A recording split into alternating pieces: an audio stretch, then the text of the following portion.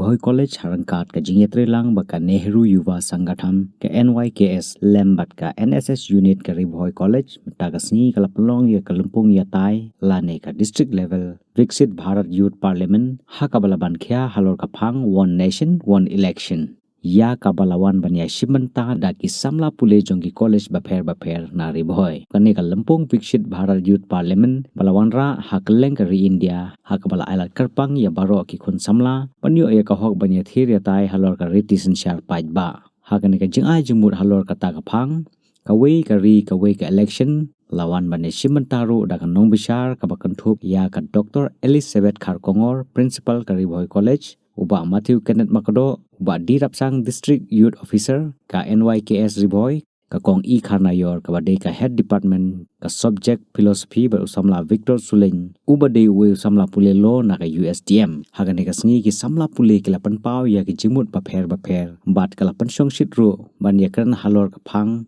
kawai ka ri bat kawai ka election lane ka one nation one election ha ka bakut ka te ka lampung ya ther la samru ya ki kusnam bat ya ka kadan balai lawan do samla Paulus Pangcho kadan baar usamla lapan janai senrem bat ha ka kadan ka bankong lawan da samla Babylon langdo bat kini kilaingut ki samla na Ribhoi ki lakhur ya ka jingjob kinyo bani simbenta pat ya ka te ka ju ka lampung kaban sapnlong ha state level paving the way for the Viksit Bharat.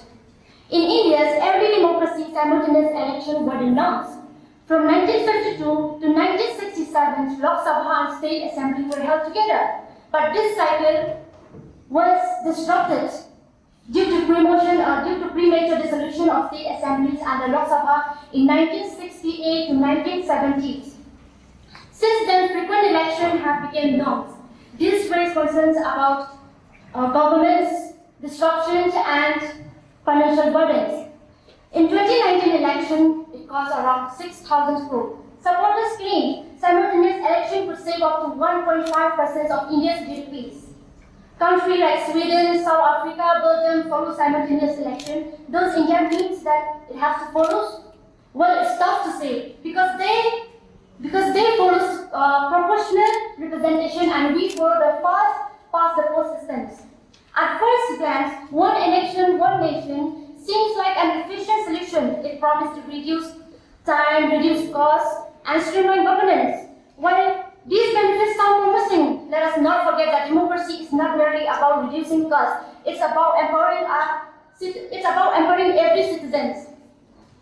First and foremost, implementing one election, one nation risks overshadowing regional parties and issues. Diverse nations like India, regional parties play a crucial role in representing a local interest.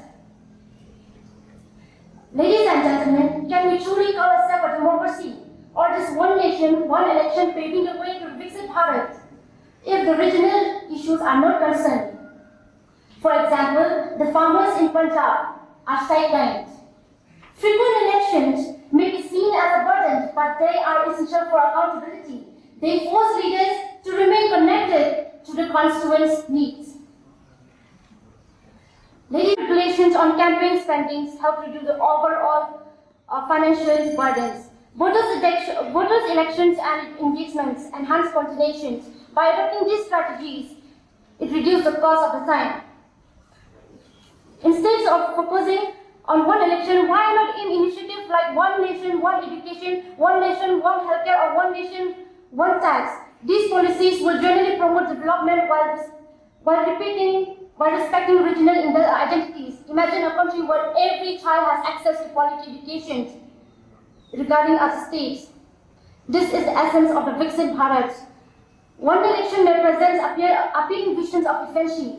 It poses significant risks and democratic fabric and policy representation. Let us focus on policy that unite us through education, healthcare, and equitable governance without compromising our diverse democracy. With this, I conclude my say. Thank you. Kubishwun, Jai Hind. Viksit Bharat.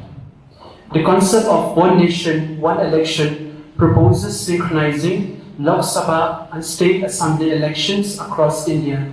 This reform has been discussed as a step towards Viksit Bharat Developed India by improving governance, reducing electoral process and ensuring political stability.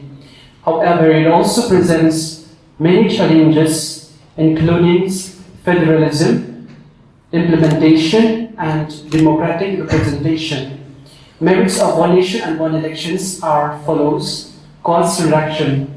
Frequent elections leads to huge expenditures by the government and political practices. Synchronizing elections would significantly cut costs related to election management, security, and logistics. Political stability. Simultaneous elections can reduce the cycles of political stability caused by frequent polls, ensuring continuity in governance and decision-making, enhance voters turnout. A single, well-planned elections could improve voter participation by making the electoral process more engaging and less tenuous. The merits of one nation and one elections are threats to federalism. India's constitution allows the states to have their own electoral timeline.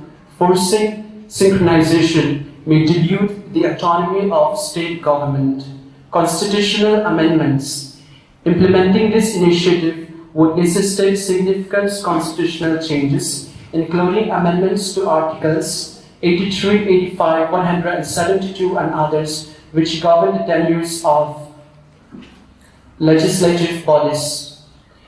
While one nation, one election could enhance governance efficiency and political stability, it poses significant challenges related to federalism, logistics, and democratic representation. However, by careful planning and reforms, legal reforms and consensus building among stakeholders are very crucial before implementation.